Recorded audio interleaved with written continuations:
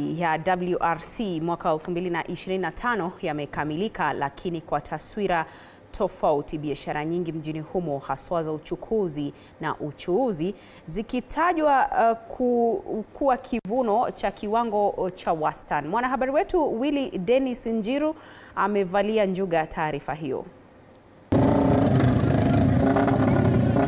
Mgeni njoo mwenyeji apone.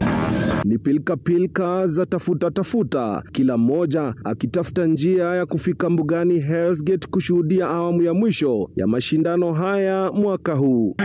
Wanabodaboda wakifaidi pakubwa kutokana na hali hii. Hii jamu yenye iko huku Naivasha imetusaidia sana.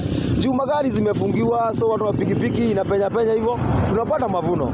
So hii jamu imetusaidia sana na tunaweza shukuru sana. Kukiwa na jamu hivi, si ndio tunapata mavuno. Juu kukiwa kama kuyuko jamu, magari zinatusukumia, hatupati kitu bana. At least leo tumepata kidogo.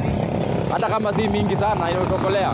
Waweke juhudi hata warudishe tena. Kinyume na hali ilivyokuwa miaka ya nyuma, wengi walisalia kwenye barabara ya Moi South na ile ya Naivasha Mai Mahiu, wachuuzi wa bidhaa mbalimbali wakifaidi pakubwa kutokana na maelfu ya wananchi. Nauza ice cream.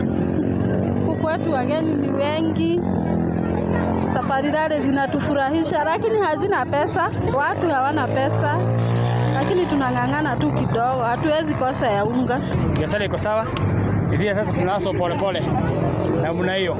Biashara iko aje? Yeah, iko sawa kabisa. Kwa miaka 5 mji wa Naivasha umefaidi pakubwa kutokana na biashara za aina hii, ila msongamano wa magari umesalia kuwa donda sugu kwa wengi. Sisi leo tumekuwa busy sana.